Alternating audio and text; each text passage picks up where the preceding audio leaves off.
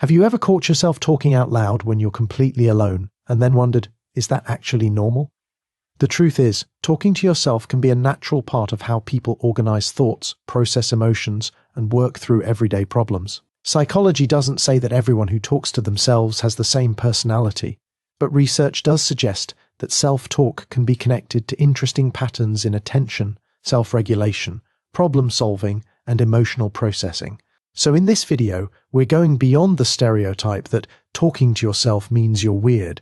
We'll explore 7 psychological traits that may help explain why some people naturally think out loud, what self-talk can reveal about the way you process life, and why understanding this habit could change the way you see yourself. Most people assume that talking to yourself in an empty room means you're losing your grip.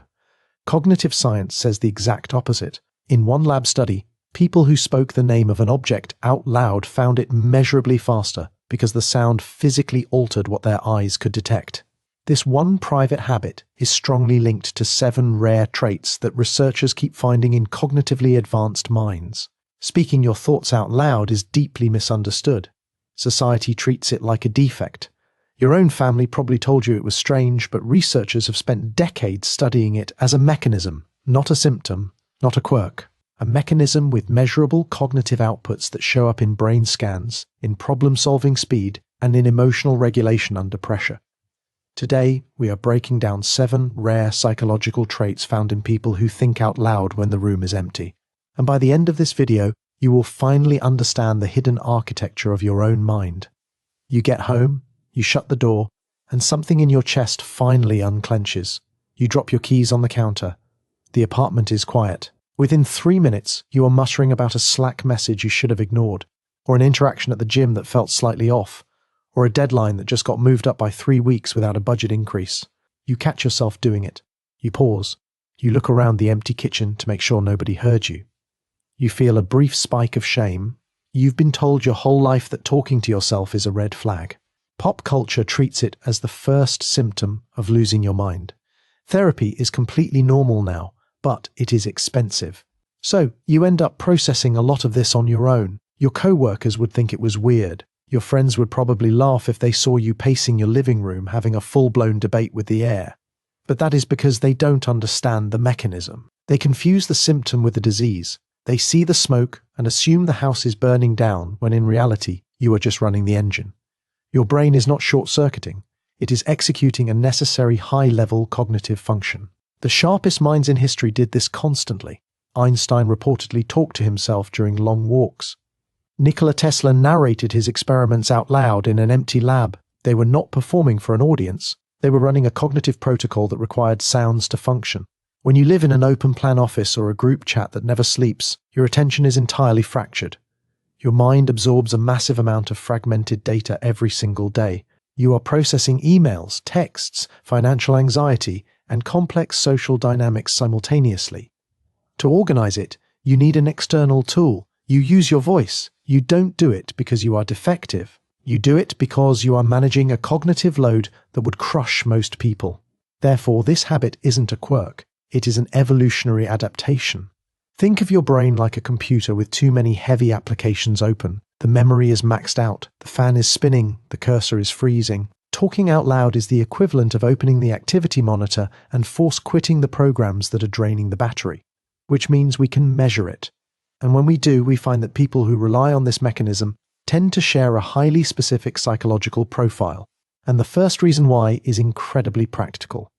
Trait number 1, you have high attention control. It starts with the mundane. You are running late for work. The apartment is a mess. You cannot find your phone. You do not just silently scan the room. You start saying it out loud. Phone, black case. Where did I leave the black case? Did I leave it on the counter? You think you are just frustrated. You assume you are venting nervous energy because the clock is ticking. You aren't. You are deploying a deeply ingrained mechanism called instructional self-talk. When you are looking for a physical object in a cluttered space, your visual cortex is overwhelmed. Your eyes are taking in thousands of data points per second. The coffee mug, the mail, the keys, the reflection on the glass, the shadow under the couch, it is all noise. Your brain has to process every single item just to discard it. In 2012, cognitive scientists Gary Lupien and Daniel Swingley ran a definitive visual search study. They asked subjects to find hidden objects in complex visual environments. Half the group searched silently. The other half spoke the name of the object out loud as they looked. The results were undeniable. Speaking the word didn't just help them focus psychologically, it physically altered their visual perception. Hearing the word phone activates the specific visual properties of that object in your brain before your eyes even track them. You process the shape, the color, and the shadow milliseconds faster. You are literally using your voice as a laser pointer for your visual cortex. You know exactly what I'm describing. You do this when the environment gets chaotic. When the grocery store is packed and the fluorescent lights are humming, you mutter your list to block out the noise. When your inbox is overflowing and 3 people are pinging you simultaneously, you say the name of the urgent file out loud just to keep it in focus. When you're in a crowded parking garage and can't remember what level you parked on, you start saying it. Level 3, blue section, near the elevator. You aren't being strange. You are deploying the same perceptual shortcut Lupien measured in his lab. You just didn't know it had a name. You are forcing your brain to filter out irrelevant stimuli. You are manually overriding distraction. Most people let the environment dictate their focus. They get pulled away by every notification. They let the loudest noise in the room control their attention. They allow their visual cortex to be hijacked by whatever is immediately in front of them. You use your vocal cords to hack your own attention. You build a wall of sound around the one thing you need to accomplish. Think about the last time you were driving in heavy rain. The wipers are going, the glare from the headlights is blinding, the traffic is unpredictable. What did you do? You leaned forward, gripped the wheel, and started talking. Watch the brake lights. Stay in the right lane. Just ease up on the gas. You were not having a conversation. You were using audio feedback to stabilize a visual tracking system that was on the verge of failing. This is not a sign of a scattered mind. It is the exact opposite. It is the hallmark of a brain that refuses to lose its target. When the cognitive environment gets too loud, you become louder. You take control of the input. You decide what gets processed. If the first one already described you, subscribe. Because the rest get more specific. But that's not the one that's going to bother you. Finding physical objects is practical. Hacking your visual cortex to find a missing item is just a survival trick. The real work begins when the problem is inside your head. Trait number 2. You manage cognitive load through the self-explanation effect. You are sitting at your desk. You are trying to assemble a new piece of software, or fix a broken spreadsheet, or figure out why your rent went up by $300 without any structural improvements to the building. The information is dense. The logic is tangled, the variables are shifting constantly. So, you start narrating the steps to the empty room. Okay, if they calculate the base rate from last year, then this percentage increase doesn't match the new lease. If I push back on this clause, they have to produce the original document. You aren't just reading, you are physically externalizing your working memory. The human brain can only hold about 4 chunks of information in active memory at once. That is a hard biological limit. It does not scale with intelligence. When a problem exceeds that capacity, the internal system stalls. It doesn't crash dramatically. It just quietly stops making progress, and you sit there rereading the same paragraph for the 4th time, absorbing nothing. You know the feeling. Your eyes move across the words, but nothing sticks. You reach the end of the page and realize you retained 0 information. Psychologist Michaeline Chi documented a phenomenon called the self-explanation effect. Her research showed that students who spontaneously explained, steps out loud to themselves, solved complex logic problems significantly faster than those who stayed silent. The gap wasn't marginal. The self-explainers consistently outperformed because they were catching their own errors in real time. Because silent thought is fast, associative, and full of blind spots. You can easily convince yourself you understand a complex concept when you don't. Your brain skips over the gaps. It assumes a connection exists just because 2 thoughts are near each other. It takes shortcuts that lead directly to failure. But speech is linear. Speech is unforgiving. If your logic has a hole in it, your tongue will physically trip over it. You cannot speak a broken sentence without hearing the break. Therefore, talking to yourself acts as an automatic error detection system. It forces you to pace your own processing. You take a massive, heavy cognitive load and you put it down on the table where you can look at it. It is like unpacking a crowded suitcase just to find the one cable you need. You lay everything out item by item, syllable by syllable. You do this with everything. You do it when you are planning a massive project for remote work. The messages are piling up. The deadlines are overlapping. You are trying to structure your week. You refuse to stay confused. You use your voice to force clarity. You make the abstract concrete. You do not let your brain cheat. You force it to show its work out loud step by painful step. When other people hit a wall of confusion, they stop. They open a new tab. They scroll on their phone. They let the confusion win. They accept the fog. You don't. You start talking. You dismantle the problem out loud until the mechanics of it make sense. This means you have an abnormally high tolerance for complexity. You do not run away from difficult concepts. You simply translate them into a format you can manage. You take the intangible stress of not knowing how to do something and you reduce it to a sequence of actionable syllables. You talk yourself through the dark.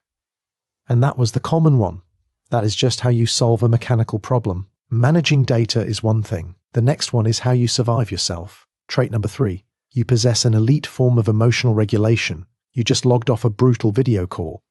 Or maybe you just read an email implying your department is facing layoffs. The adrenaline spikes, the cortisol floods your system, your chest tightens. You walk into the kitchen and you speak out loud. Not to anyone, not into a phone, just into the room. But notice the exact syntax you use. You don't use the word I, you use your own name, or you use the word you. You say, all right, get a grip. You're fine. You can handle this. Stop spiraling. You think you are just venting to the drywall. You assume it is just the pressure bleeding off. You are actually triggering a biological circuit breaker. It is a documented psychological mechanism called eelism. It creates profound psychological distance. Psychologist Ethan Kross at the University of Michigan ran a fascinating study. He put subjects in functional MRI scanners and subjected them to high-stress, deeply personal scenarios. He watched their brain activity in real time. When subjects used first-person pronouns to process the stress, their amygdala lit up instantly. The brain's threat center took over. They were trapped inside the emotion. They felt the panic as a physical weight. But when they shifted to third-person pronouns or used their own names, the threat response shut down in milliseconds. The brain's regulatory networks immediately took over. The prefrontal cortex re-engaged. The shift wasn't gradual, it was binary. First person meant drowning. Third person meant dry land. The only variable was the pronoun. Everything else, the scenario, the stakes, the emotional content stayed exactly the same. The brain simply changed how it classified the threat based on who it thought was being addressed. By changing one word, you trick your brain into thinking it is giving advice to a friend, and you are always much smarter, much calmer, and much more rational when you are solving someone else's problem. You remove the ego from the equation. You separate the emotion from the event. You pull the camera back. You are doing this constantly. You've done this in the bathroom mirror before a terrible first date from an app. You've done it sitting in your car in the gym parking lot, staring at the steering wheel, trying to convince yourself to go inside. You've done it after a fight with someone you care about. You walked into the other room, closed the door, and started narrating the situation to yourself in the second person. You didn't plan to do it. You just did, and within 90 seconds, the red haze started to clear. Your breathing slowed. You could suddenly see both sides of the argument, which was impossible 30 seconds earlier when you were still speaking in the first person. You thought you were cracking under pressure. You weren't. You were instinctively deploying a high-level cognitive intervention. You were becoming your own first responder. And it worked. The panic receded. The heart rate dropped. You handled it. You did not need a therapist in that exact second. You did not need to call a friend to talk you down. You ran the protocol on yourself. You recognized a dangerous spike in your own neurochemistry, and you used your voice to manually lower the temperature. Most people drown in their own anxiety. They let it wash over them. They become the panic. You step outside of it. You talk to the panic like it is an unruly child in the backseat of a car. You tell it to quiet down. If that described you, the next one explains something you've never told anyone. Trait number 4. You have aggressive cognitive flexibility. You are pacing your living room. You are facing a massive decision. Maybe it is about a relationship that isn't quite working, or a job offer in a new city. You are arguing both sides of the outcome out loud, cutting yourself off mid-sentence to offer a rebuttal. If I take the new job, the money is better, but the commute ruins my morning routine. But if I stay, the company is stagnant and I get trapped. You are playing both the prosecutor and the defense attorney. In cognitive science, this is known as divergent thinking. It is the rare ability to generate multiple opposing solutions to a single prompt without freezing in panic. Silent internal thinking inevitably traps you in the same familiar mental grooves. Confirmation bias takes over rapidly in silence. You only see the evidence that supports the decision you already subconsciously want to make. You let yourself off the hook. Externalizing the thought creates a sparring partner. It is exactly like playing chess against yourself. You have to physically get up, walk to the other side of the board, and look at the pieces from the enemy's perspective to see your own blind spots. Most people cannot tolerate cognitive dissonance. They want a simple binary answer immediately. They choose the path of least resistance just to end the discomfort of not knowing. They rush the decision because holding two opposing ideas in their head physically hurts. You see this everywhere. Someone gets a job offer and decides within 48 hours, not because the offer was clear, but because the ambiguity was unbearable. Someone ends a relationship on a Tuesday night because they couldn't stand one more week of not knowing where it was going. But you stretch the dissonance out. You force yourself to articulate the counter-argument. You poke holes in your own preferences. You hold both conclusions in the air at the same time and refuse to let either one land until the evidence forces a winner. You aren't indecisive. You are actively stress-testing reality. You are hunting for the flaw in your own logic before the real world finds it for you. You do not let yourself get away with weak arguments. You demand evidence from yourself. If you say a plan is going to work, your external voice immediately asks how. If you say a relationship is improving, your external voice demands an example. If you say a risk is worth taking, your external voice wants to downside spelled out in full. You are running a constant rigorous audit on your own life choices. You use your voice to break the echo chamber of your own head. You refuse to let your biases dictate your future. When you talk out loud, you force your brain to defend its own assertions. If the defense is weak, you discard the idea. You are ruthless with your own opinions, and that was the version most people can at least relate to. The next one, they can't. Trait number 5. You operate with constant reflective awareness. You are sitting on your couch typing a response in a group chat. The argument is petty. Someone made a passive-aggressive comment. You have the perfect devastating reply typed out. Suddenly you stop. You look at the phone. You ask out loud, "Why am I even trying to prove this?" In that exact second, your mind splits in two. There's the actor taking the action, and there is the observer watching the actor perform. Developmental psychologist Lev Vygotsky theorized that children use private speech to navigate the physical world. They talk themselves through stacking blocks, crossing a room, solving a puzzle. Eventually that speech internalizes into silent thought. But for you, that private speech remains a fully operational metacognitive mirror. It never went quiet. It just went private. Metacognition is simply thinking about your own thinking. It is the ability to step outside of your immediate emotional state and audit your own software. Most adults spend 0 hours a week evaluating the structural integrity of their own thoughts. They just act. They feel anger, and they send the text. They feel fear, and they cancel the plan. They do not investigate the architecture of their own reactions. But you interrupt the circuit. You evaluate your own motives in real time, which means you can never truly lie to yourself for very long. When you mess up, the observer knows. When you act out of ego, the observer calls it out. When you make a decision based on fear rather than logic, the observer replays it back to you in the shower the next morning.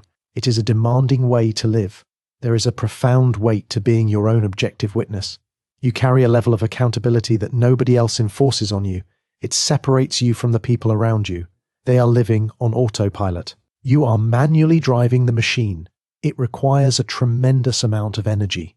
But it makes you entirely immune to manipulation because nobody can tell you a lie about yourself that you haven't already investigated. Nobody can point out a flaw that you haven't already mapped out and spoken aloud in an empty room. You have already prosecuted your own failures. You have already cross-examined your own intentions. When someone else tries to critique you, they are usually months behind your own internal audit. You live in a state of continuous self-surveillance. It means you are hyper-aware of your own hypocrisy. When your actions do not match your values, the observer does not let you sleep. You will lie in bed at 2 in the morning replaying a moment where you were dishonest or lazy or unkind, and you will narrate it back to yourself until you understand exactly why you did it. But that isn't the one that keeps you up at night. Trait number 6. You are driven by autonomous motivation. A coworker asks what you are going to do about a massive project failure, or a friend asks how you're handling a quiet firing situation at work. You realize in that moment that you haven't asked anyone for advice. You have just been talking it through with yourself for a week.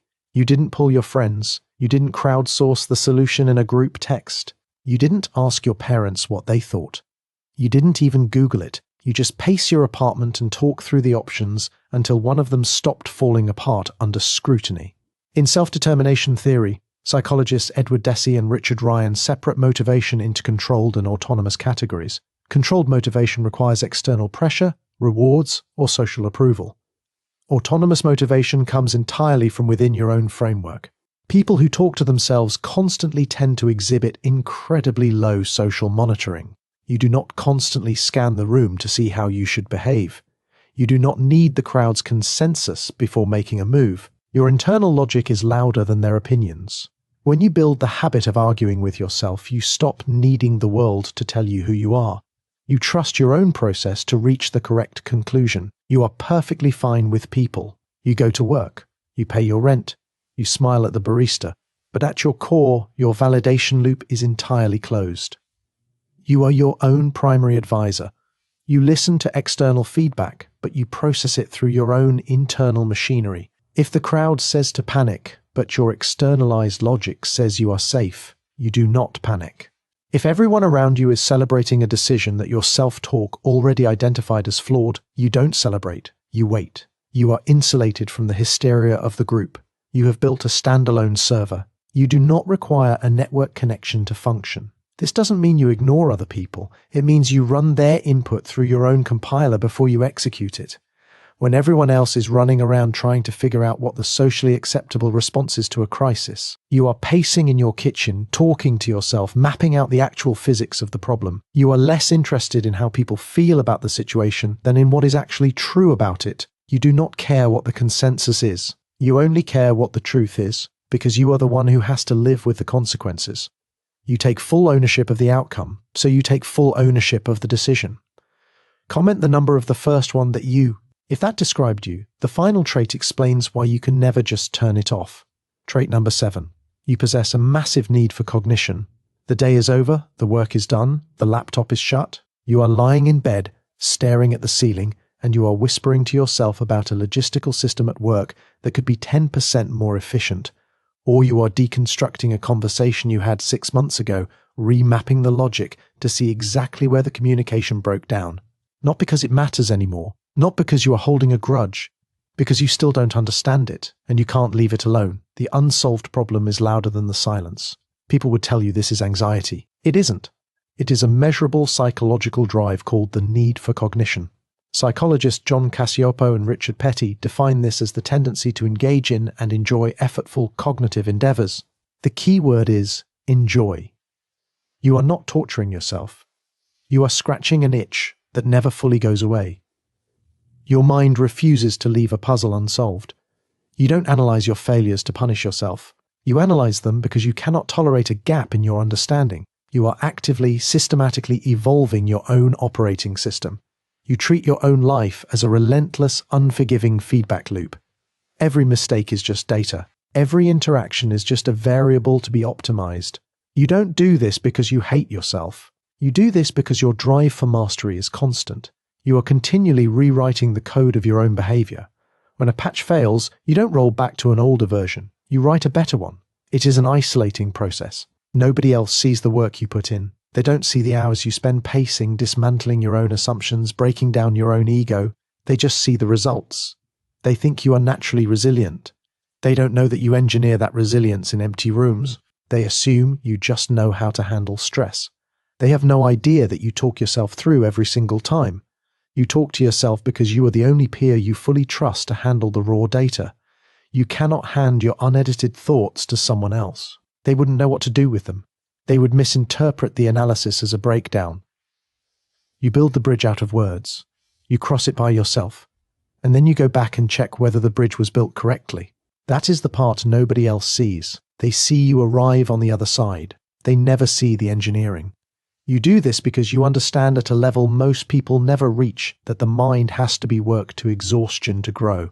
You push your own cognitive limits voluntarily. When a problem gets difficult, your instinct is not to quit. Your instinct is to start narrating the problem until you can see through it. You are running a constant diagnostic check on reality. You never assume you have the final answer. You are always looking for the upgrade.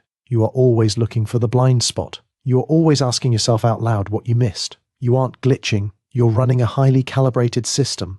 The fact that you caught yourself talking means your metacognition is online. Noticing the mechanism is itself the proof that it works. This week, when you catch yourself muttering in the kitchen about a project deadline, just let the sentence finish. The next video on screen breaks down exactly why people with high need for cognition end up isolating themselves and how to fix it.